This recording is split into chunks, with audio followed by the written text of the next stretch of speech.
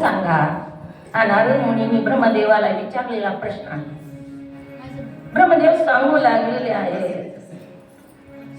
स्वधा नावाची एक कन्या होती, पितराची कन्या होती स्वधा. हिचा विवाह झाल्यानंतर ही स्वधा जी होती तिचा विवाह झाला आणि ती पितर जी होते पितराबरोबर तिचा विवाह झालेला होता. स्वतः ही दक्ष कन्याच होती आणि तिच्या मुली होत्या तीन, मैना, धन्य आणि कलावती. विष्णू लोकामध्ये गेल्या. श्वेतदीप नावाचा विष्णू लोक बघण्यासाठी म्हणून विष्णू लोकामध्ये गेलेल्या आहेत. आणि ती विष्णू लोक बघत असताना तिथंच सत्संग होता. सनकादिक ऋषींचा सत्संग होता. असाच सत्संग होणार होता. मंडप, महान असा मंडप दिलेला होता.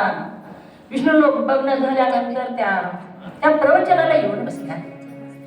प्रवचनाला येऊन बसल्यानंतर तिची बहिणी होत्या ह्या मैना, धन्य आणि कलावती. सत्संगाला येऊन बसल्यानंतर बोलू नये बरं का. सत्संगाला येऊन बसल्यानंतर बोलू नये. ह्या तिघी पण बोलू लागल्या. सत्संगाला येऊन बसल्या आणि एकमेकीशी गप्पा मारू लागल्या, बोलू लागल्या. तितके सनकादिक ऋषी आलेले आहेत. सनकादिक ऋषी आले, सगळा मंडप उभा राहिला. पण ह्या तिघी जी होत्या गप्पात एवढ्या गुंग झालेल्या होत्या, ते खालीच बसल्या. त्यांना ऋषी आलेले माहीतही नाही आणि त्यांच्या लक्षातही आलं नाही उभे राहावं म्हणून. सगळा मंडप ऋषी आले बरोबर उठून उभा राहिलेला आहे. त्या तिघी खालीच बसलेल्या गप्पा मारत आहे. सनकादिक ऋषी आले, व्यासपीठावर बसले. सगळ्यांना खाली बसण्याची आज्ञा केली. सगळे लोक खाली बसले तरी ह्यांच्या गप्पा सुरू. तिघी बहिणींच्या सनकादिक ऋषींनी प्रथमतः सत्संग सुरू करण्याच्या आधी त्या तिघींना बोलवून घेतलं. इकडे या म्हणले, कोणाच्या आहेत तुम्ही? त्याने सांगितलं, आम्ही पितराच्या मुली आहोत. कुठून आलात? सगळं विचारलेलं आहे. तुमचे नाव काय म्हणून विचारलं. त्यांनी सांगितलं, मैना, धन्य आणि कलावती आणि तिघीचे नाव आहेत आमचे. आणि आम्ही तिघीही इथं श्वेतदीप नावाचा विष्णू लोक बघण्यासाठी आलेलो आहोत. तेव्हा त्या सनकादिक ऋषींनी शाप दिला, तुम्हाला संस्कार आहेत का? तुम्हाला काही कळतं का? सगळा मंडप उठून उभारला आणि तुम्ही गप्पा मारू लागला तिथं बसून. सामान्यासारख्या तुम्ही गप्पा मारत आहात तर सामान्यासारखं मृत्युमुखी जन्म घ्या. शाप देऊन टाकला. त्रास होऊ लागला, रडू लागल्या त्या तिघी. आम्हाला मृत्युमुखी जन्म देऊ नका, काहीतरी उशाप द्या म्हणून. तेव्हा उशाप दिलेला आहे. सनकादिक ऋषींनी मैनेला म्हणाले, मैना, तू पर्वत राजाची पत्नी होशी आणि तुझ्या पोटी भगवती माता जन्म घेईल. धन्य जी होती तिला पण उशाप दिलेला आहे. धन्याला सनकादिक म्हणू लागले, तू जनक राजाची पत्नी होशील आणि तुझ्या पोटी लक्ष्मी जन्म घेईल. आणि जी कलावती होती तिलाही उशाप दिला, वृषभानूची पत्नी होशील आणि तुझ्या पोटी राधा जन्माला येईल. विष्णू प्रिया जी राधा आहे ती जन्म घेईल. अशा प्रकारे उशाप दिला आणि ह्या तिच्याही पोटी पार्वती मैनेच्या पोटी जन्मली.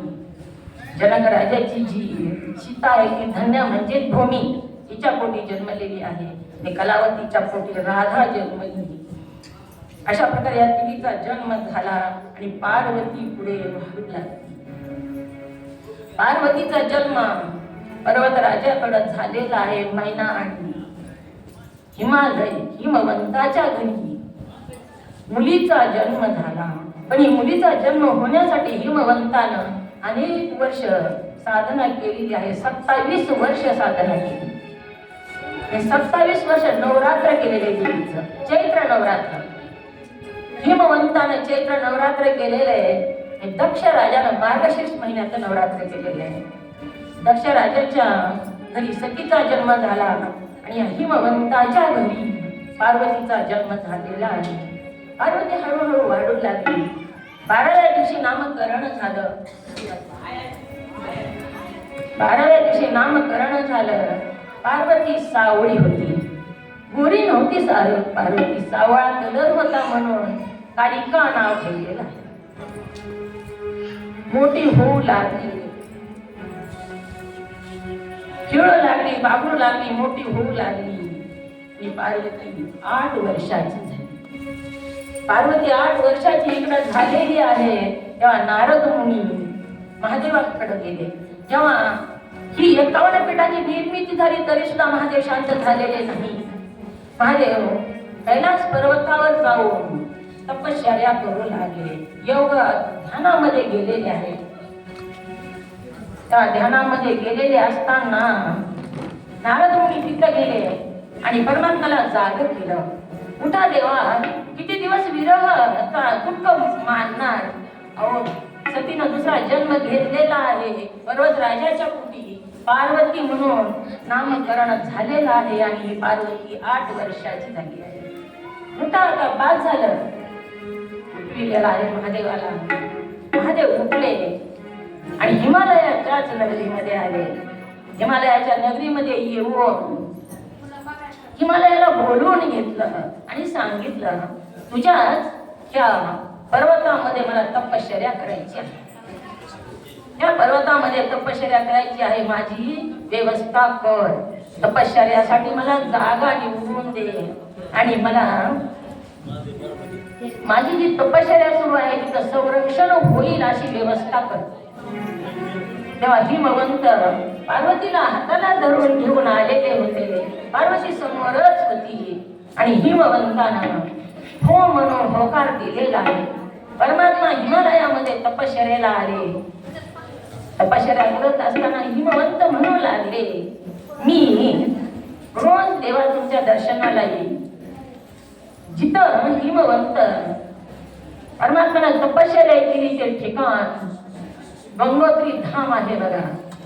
जिथं झुळझुळ गंगेचा उगम झालेला आहे. भगीरथानं गंगा आणलेली आहे ती गंगोत्री धाम जी तीर्थ आहे.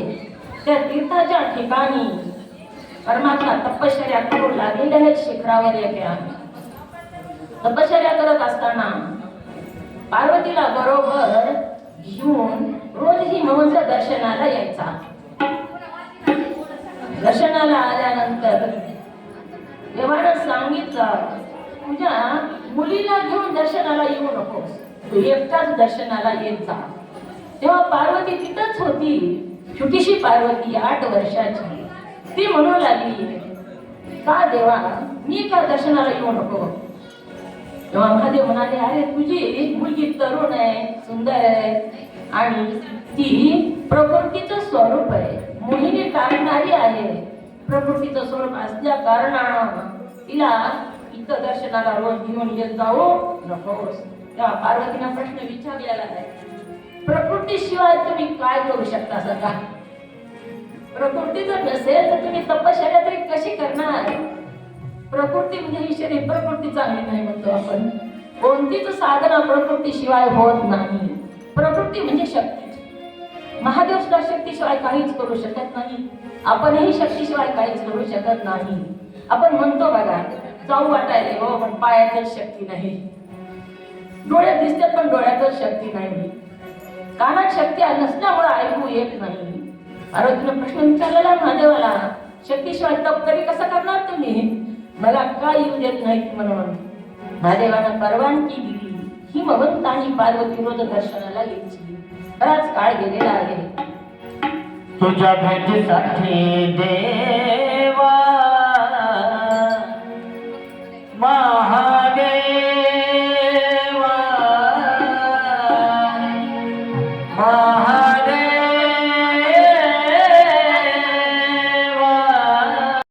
मैनाराणीनं नारद मुनीचं स्वागत केलं आणि विचारलेलं आहे, खेळालेली आहे पार्वती.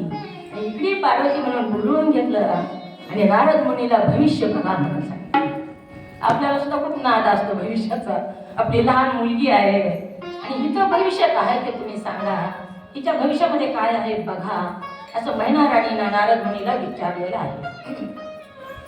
तेव्हा नारद मुनींनी हात बघितला आणि सांगू लागले, राजा, तुझी मुलगी खूप सुलक्षणी आहे, खूप सुंदर आहे, महापतिव्रता आहे, सगळे सगळे लक्षण खूप चांगले आहेत, पण एक लक्षण विलक्षण आहे. आपल्याला कसं असतं बघा, जेवढं चांगलं कितीही सांगा, एक जरा असं कसं म्हणलं की चांगलं जे सांगितलं की सगळं बाजूला राहतं. एक कोणतं वाईट आहे की त्याच्याकडे आपलं लक्ष घेतलं जातं. तसंच मैना राणी आणि हिमवंताचं झालेलं आहे. एक लक्षण विलक्षण आहे. मैना राणी सावध झाल्या, लक्ष राहिली. हिमवंतही खाली बसले. राज, काय लक्षण आहे आमच्या पार्वतीच्या भाग्यामध्ये? पतीच्या बाबतीत ही रेषा विलक्षण आहे असं सांगितलेलं आहे. हिचं सगळं चांगले, पती मात्र हिला भक्कड बाबा मिळणार आहे. हिला हिच्या पतीला जात नाही, गोत्र नाही, आई नाही, वडील नाही, बहीण नाही, भाऊ नाही, 4 एकर शेत नाही, घर नाही, बंगला नाही, काहीच नाही असा पती हिला प्राप्त होणार आहे. मैनाराणीला दुःख झाले.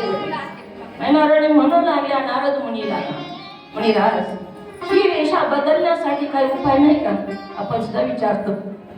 मुलगी मुलगा लग्नाचा असल्यानंतर बघा, भविष्य सांगितल्यानंतर एखाद्या मुलीला आपल्याला नोकरदारच बघायचा आहे, सांगितलं कोणीतरी नोकरदारीच्या नशिबात नाही. आपण काय म्हणतो, काही बी सांगा की जप तप होम हवन आम्ही काही पण करतो. तसंच हिमवंताची पत्नी मैनाराणी म्हणू लागलेली आहे. म्हणे राज, ही भाग्यरेषा बदलण्यासाठी तुम्ही आम्हाला कोणताही उपाय सांगा. आम्हाला यज्ञ सांगा, होम सांगा, जप सांगा, तप सांगा, काहीतरी सांगा. पण माझी राजकन्या मी काय अशा नवरदेवाला देणार नाही. त्या नारद मुनी म्हणू लागले, विधी लिखित बदलता येत नाही. नारद मुनीने सांगितलं, ब्रह्मदेवानं लिहिलेलं आहे, विधी लिखित आहे आणि ती कशानंच बदलता येत नाही.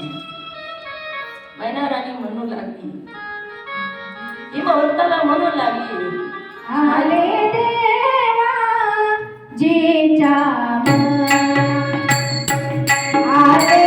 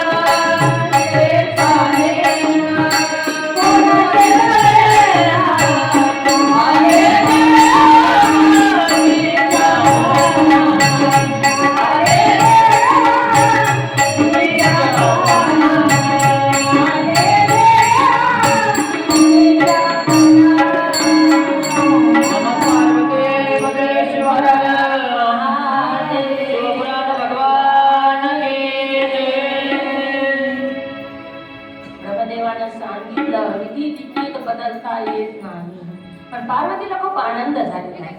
पार्वतीच्या लक्षात आलं ही जी वर्णन केलेले ती महादेवाचं आहे. हिमवंताच्याही लक्षात आलेलं आहे. हिमवंताने विचारलं नारद मुनींना, ही तर वर्णन महादेवाचं आहे, मग माझ्या मुलीला महादेव पती मिळणार का? त्यावेळेस नारद मुनींनी सांगितलं, भस्म होती रुंद माळा माळा माळा भस्म होती रुंद माळा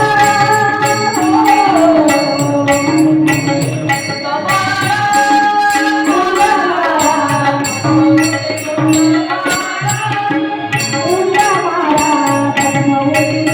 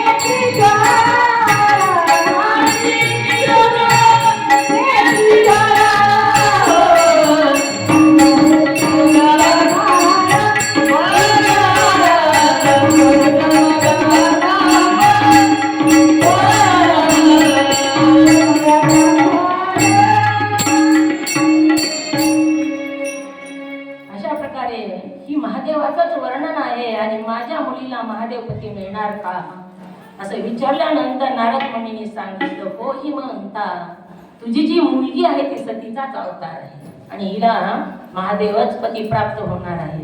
मैनाराणी म्हणू लागल्या, मी अशा नवरदेवाला माझी मुलगी देणार नाही. माझ्या हातात आहे का नाही काही? मी तुमच्या पाया पडते, माझी मुलगी जी राजकुमारी माझी मुलगी, आणि मी अशा भक्कड बाबाला माझी मुलगी काही देणार नाही. मी तुमच्या पाया पडते हिमवंता, तुम्ही राजकुमारच बघा माझ्या मुलीसाठी म्हणून विनंती करू लागलेली आहे आणि मी राजकुमारच बघणार असा निश्चय सुद्धा केला. मनात भीती वाटू लागली. नारद मुनीचं भविष्य खोटं तर ठरणार नाही. नारद मुनी खूप मोठे येतात आणि त्यांनी जे सांगितलं ते खरं ठरलं तर कसं करावं, मुलीची चिंता असते. म्हणून द्विधामन अवस्था झालेली आहे आणि अशा द्विधामन अवस्थेमध्येच ही थोडी पार्वती मोठी होऊ लागली. इकडे मात्र परमात्मा त्या हिमालयाच्या शिखरामध्ये तप करू लागलेले आहे. पार्वती 8 वर्षाची झाली तेव्हा सर्व देवांना चिंता लागली. कशाची चिंता लागली होती तर प्रत्येकाला स्वार्थ असतो बघा. तारकासूर नावाचा एक राक्षस होता आणि त्या राक्षस देवाला इतका उत्पात त्रास देऊ लागला, ऋषी मुनींना त्रास देऊ लागला, देवांना ऋषी मुनींना पळून जाण्यासारखं झालं. हा जो राक्षस जो होता तो कश्यप ऋषीचा मुलगा होता. हिरण्यकश्यप, जी हिरण्याक्ष आणि हिरण्यकश्यप ही 2 मुलं होते ह्या कश्यप ऋषीला. हिरण्यकश्यप जो होता त्याच्या पोटी भक्त प्रल्हादाचा जन्म झाला आणि भक्त प्रल्हादाचा जन्म होऊन त्याच्यासाठी नरसिंह भगवंताने अवतार घेतला आणि त्या हिरण्यकश्यपला मारून टाकलं.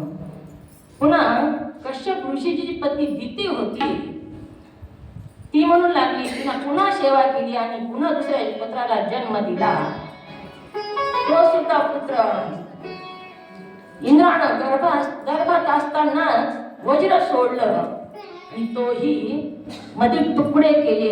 30 तुकडे 49 मरुद गण देवता आहे. पुन्हा त्या दिदीनं कश्यपाची सेवा करून एका मुलाला जन्म दिला, त्याचं नाव तारकासूर. त्याचं शरीर दगडासारखं होतं. जन्मताच रक्ताचा पाऊस पडला, कुत्रे रडू लागले, अपशकुन होऊ लागलेला आहे. हा तारकासूर जन्मल्यानंतर हे तपश्चर्या केली, खाली मुंडकर वरी पाय करून ब्रह्मदेवाची तपसाधना केली. तपसाधना करून ब्रह्मदेवाची तपसाधना केलेली आहे आणि वरदान मागितलेलं आहे, मला अमर करा म्हणून. ब्रह्मदेव म्हणाले, मीच अमर नाही आणि तुला अमर करू मी शकत नाही. जन्मलेला प्रत्येक जीव हा मरतोच आणि मरावंच लागतं. दुसरं कोणतं वरदान माग. पुन्हा त्या जो तारकासूर होता त्याने विचार केला आणि विचार करून त्याला वाटलं सतीने पिटवून घेतलेले, सती तर मेलेली, महादेव ध्यानात गेलेले आहे आणि महादेवाला आता काही पुत्र होणार नाही म्हणून त्याने वरदान मागून घेतलं. महादेवाच्या वीर्यापासून जन्मलेल्या पुत्राच्या हातानच मला मृत्यू यावा, नाही तर मी अमरच व्हावा. महादेव तर ध्यानात नसलेले होते. देवाला चिंता लागली की अरे काय करावं. महादेवाला ध्यानात उठविणं सोपं नाही. तपश्चर्या केली, साधना केली, पण महादेव काही ध्यानात गेलेले होते, ती जागे होईना झाले. देवाने सगळ्यांनी सभा घेतली, मीटिंग घेतली, काय करायचं आपली सुटका करून घेण्यासाठी. आता देव जर खड़े हैं छोली पसार, क्यों ना सुनो तुम मेरी पुकार, जग रखवाला है मेरे छोली बाबा,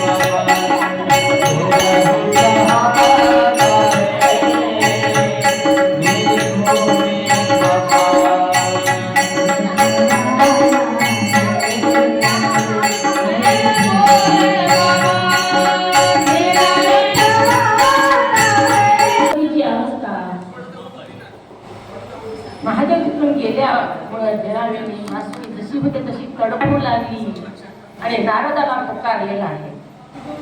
नारद गुरु आहेत पार्वतीचे.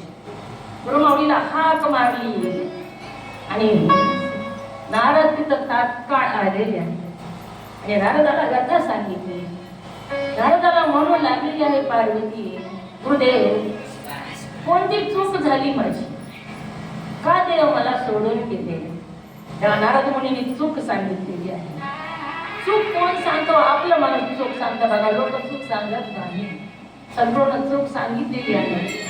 पार्वतीला वाटू लागत होतं की मी माझी जी साधना भक्ती आहे ती योग्य मार्गाने चालत आहे. परंतु सद्गुरूने सांगितलं, कन्या तू भक्ती करत होती, त्याच्यात काहीच कमतरता नाही, परंतु तुझ्यामध्ये अहंकार होता.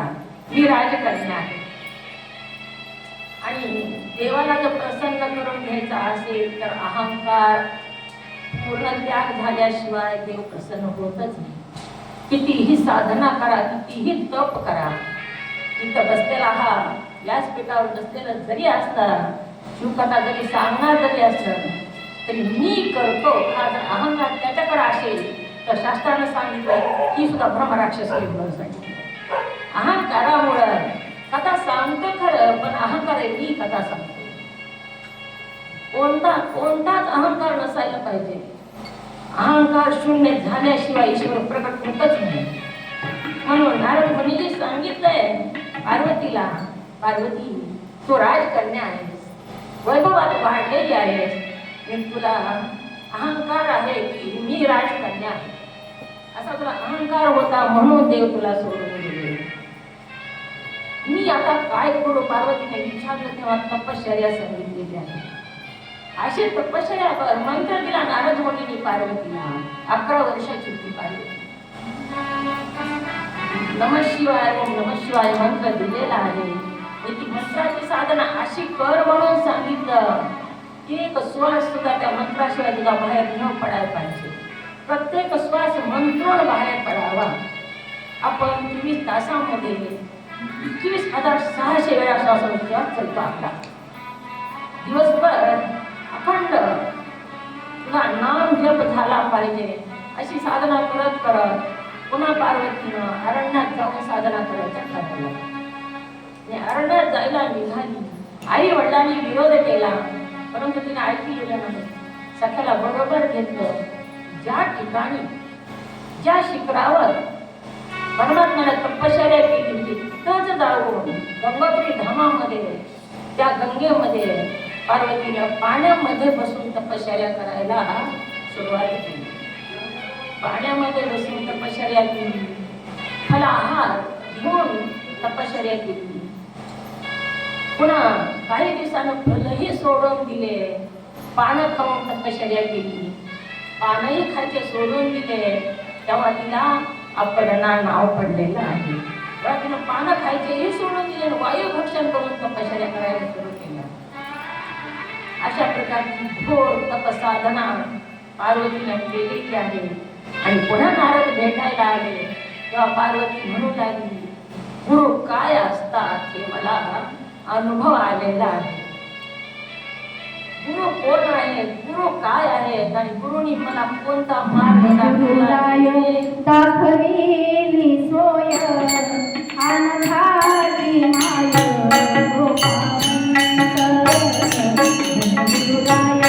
दाखविली सोय अनघाची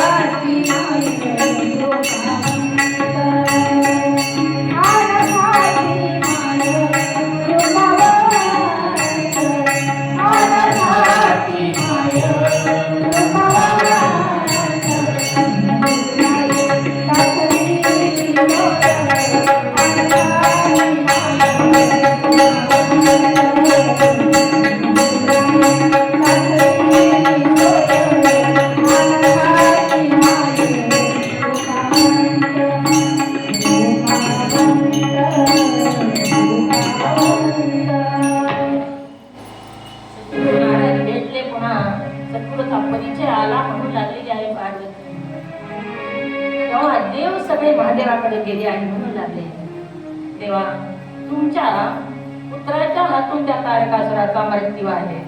आम्ही किती दिवस वाट बघायची? लग्न करा. लग्न जर नाही केलं तर पुत्र कसा होईल तुम्हाला? आणि आमचा ही त्रास किती दिवस आम्ही हा सहन करायचा त्रास या तारकासुराचा? अहो ही साधं जपू देत नाही, ऋषी मुनीला बसू देत नाही, आम्हाला दर्याखोऱ्याने जपून बसावं लागत आहे. आणि तुम्हाला पुत्र झाल्याशिवाय आमची सुटका नाही, तुम्ही लग्न करा. सगळ्या देवांनी प्रस्ताव मांडलेला आहे, महादेवाकडे जाऊन लग्न करा. महादेव म्हणून लागले, माझ्याशी कोण लग्न करील सांगा? कोण लग्न करणार आहे माझ्याशी? कुणी आहे का या पृथ्वीवर अशा भक्कड बाबाशी लग्न करायला? माझ्यापाशी काय आहे म्हणून माझ्याशी मुलगी लग्न करील कुणाची तरी? तेव्हा विष्णू परमात्मा, महादेव, ब्रह्मदेव दोघंही म्हणू लागले, त्याचा तुम्ही विचार करू नका देवा, लग्नाला तयार व्हा आणि आमच्यासाठी तरी तुम्ही लग्न करावाच लागेल. आम्ही शरण आलेलो आहोत, तुम्हाला लग्नाची विनंती करीत आहोत, लग्न करा. इकडं पार्वती तपश्चर्या करत होती.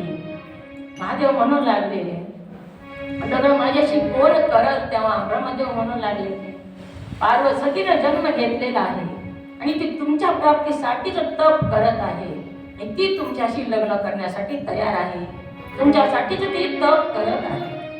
तेव्हा महादेव म्हणू लागले, लांबून तप करणं सोपं, जेव्हा मला बघितलं तेव्हा माझ्याशी लग्नासाठी का बघा, समोर जेव्हा मला ती भेटेल तेव्हा माझ्याशी लग्न तयार करायला ती तयार आहे का? तुम्ही तिला जाऊन विचारा, माझं वर्णन करून सांगा आणि ती लग्नाला तयार आहे का बघा. मी लग्नाला तयार आहे असं परमात्मा म्हण, मी सांगितलं आहे सर्व देवांना. तेव्हा ऋषीगण गेले आणि पार्वतीला म्हणू लागले, बालिका, राजकुमारी, अशा घोर अरण्यामध्ये तू कशा करता तप करतेस? तिनं सांगितलं, महादेव मला पती रूपामध्ये प्राप्त व्हावे म्हणून मी ही तपश्चर्या करीत आहे. तेव्हा ऋषी म्हणू लागले, महादेव कसे माहित आहे का तुला? माहित आहे. अगं महादेवाला कोणतीच मुलगी पसंत करणार नाही असा हा महादेव आहे. तुला ती माहित नाही म्हणून तू त्याच्याशी लग्न करायला तयार झालेली आहेस. महादेव अंगावर वस्त्र घालत नाही बघ, माहितीये का तुला? दिगंबर अवस्थेत फिरतो वाघाचं काटाड पांघरून. पार्वती म्हणली, नाही घालू द्या ना, कपडे धुवायचं कामच नाही. पुन्हा ऋषी म्हणू लागले, महादेव कुठं राहतो माहितीये का? महादेवाचा बंगला कुठे येते तुला? आई वडील काय चौकशी करतात, तो बंगला आहे का, गाडी आहे का? महादेवाचा बंगला माहितीये का कुठे? ती स्मशान भूमीत राहतो तो, मसन वाटेत राहणारेच का जाऊ तो राजकन्या? अशा प्रकारे ऋषी तिला म्हणू लागलेले आहेत. ऋषी म्हणू लागले, स्मशानभूमीत जाऊन राहणारेस का? त्या महादेव काय धारण करतो? पार्वती म्हणू लागली, स्मशानभूमीत मला झाडून काढायचंच काम नाही, बरं झालं स्मशानभूमी. त्या ऋषी म्हणू लागले, त्याला कुळ नाही, गोत्र नाही, त्याला आई वडील नाही, गेले बरोबर सगळं तुलाच बघावं लागेल. तेव्हा पार्वती म्हणाली, बरं झालं की सासू सासऱ्याला त्रासच नाही. अगं त्याला बहीण भाऊ सुद्धा नाही, बरं झालं नंदा जावा कोणीच नाही, पण मी महादेवाशीच विवाह करणार आहे असं तिनं सांगितलेलं आहे. तुला महादेवाची ओळख नाही म्हणून तू महादेवाशी लग्न करायचं असं म्हणत आहेस. महादेवाचे डोळे लाल आहेत बरं. मुलीला पती कसा असा वाटतो? टापटीप राहणारा असा वाटतो, चांगला गबाळा असा वाटतो. महादेव काय काम काय करतो माहितीये का तुला? हातामध्ये करवंटी घेऊन दारोदार भीक मागतो. अगं राजकन्या, तुला कसं भिकाचा ढवाळा लागला असं? महादेवाशी लग्न भिकाऱ्याची करायचं का तुला? अशा प्रकारे सतत बघितलेलं आहे. महादेवानं सांगितलेलं आहे ऋषींना, माझी सगळी परिस्थिती तिला सांगा आणि ती लग्नाला तयार असेल तर मी पण लग्नाला तयार आहे. तेव्हा पार्वती म्हणू लागली, महादेवाला तुम्ही जाणलेलं नाही. तुम्ही जर महादेवाला ओळखलेलं असतं तर तुम्ही महादेवाविषयी असं बोललाच नसता. तुम्हाला वाटलं का तुमच्या असल्या बोलण्यानं माझा विषय बदलेल? ही मुलगी कुणाची आहे? आपण म्हणतो कुणाची मुलगी आहे? मी पर्वतराजाची मुलगी म्हणली. पर्वतराजा जसा दृढ एका ठिकाणी बसलेला आहे तसा मी सुद्धा माझ्या विषयावर दृढ आहे. मी महादेवाशिवाय कुणाशीच विवाह करणार नाही असं ऋषीने परीक्षा बघितली आणि परमात्म्याला जाऊन सांगितलेलं आहे.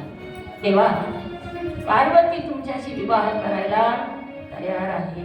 तुमचं सगळं वर्णन करू आम्ही त्या पार्वतीला सांगितलेलं आहे, तरी सुद्धा पार्वती तुमच्याशीच लग्न करायचं म्हणत आहे. ऋषी म्हणू लागले, अगं आशा, भक्कड बाबाशी लग्न करण्यापेक्षा विष्णूशी लग्न कर. तुझा आणि महादेवाचा अजिबात जोडा लागत नाही. म्हणतो आपण जोडा तरी बघितला का हो? काय नाही बघा, पण जोडा तरी बघा. आणि तुझा आणि महादेवाचा जोडा लागत नाही. तू राजकन्या आणि तो रानटी रानामध्ये राहतो. अगं तू सुरचना आहेस, तुझी डोळे किती सुंदर आहेत आणि त्याला 3 डोळे आहेत. तू कमळ नेत्री आहेस, तो त्रिनेत्र आहे. अशा प्रकारे विरोधी भाव आहे. तुझा त्याचा काही जोडा लागत नाही. तू 16 वर्षाची सुकुमार तरुणी आहेस आणि हा पुराण पुरुष म्हातारा कोट्यावधी वर्षाचं वय आहे त्याचं, त्याच्याशी तुला लग्न करायचंय का?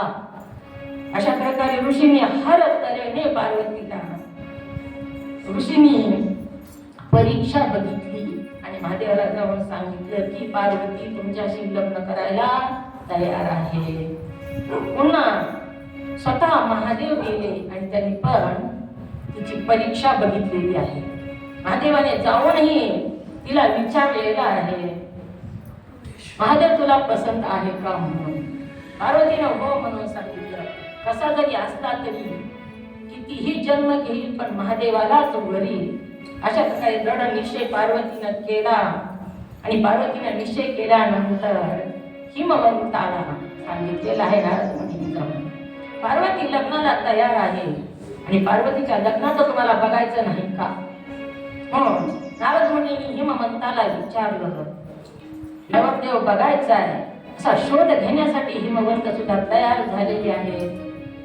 आणि पार्वती म्हणू लागली, मला महादेवाशी लग्न करायचे. सख्याला सांगितलेलं आहे पार्वतीनं, मैत्रिणीनं सांगितलं, वडिलांनी नाही सांगितलं. पूर्वीच्या काळी वडिलाला मुली बोलत नव्हत्या. मैत्रिणीशी म्हणून बोलू लागली, मला लग्न महादेवाशिवाय कोणाशीच करायचं नाही. मग महादेव प्रसन्न झाले आणि पार्वतीच्या समोर उभा राहिलेले आहेत. स्वतः तिची परीक्षा बघितलेली आहे. त्या म्हाताऱ्या महादेवाशी तुला लग्न करायचं आहे का म्हणून महादेवानंही व्रत ब्राह्मणाचं रूप घेऊन तिथं येऊन त्या पार्वतीला विचारलं.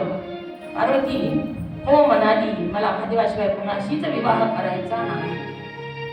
तेव्हा शिवानं आपलं जे स्वतःचं रूप होतं ते प्रकट केलं आणि मीच महादेव बनले.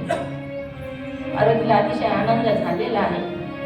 महादेव मोठा चंडेवरी, महादेव मोठा डोईवरी जटा, महादेव मोठा डोईवरी जटे तुझी गंगा गती सुंदरी, महादेवाला पार्वती भेटली, महादेवाला पार्वती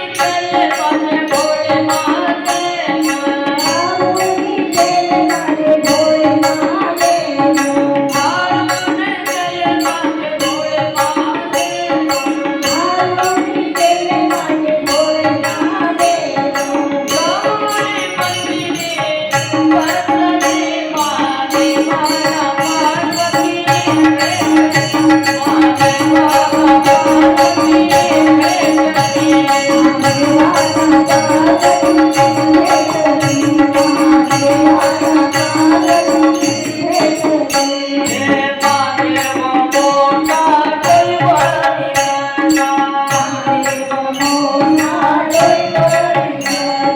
जसे तुझी गंगा कशी वाहिली महादेवाला पार्वती महादेवाला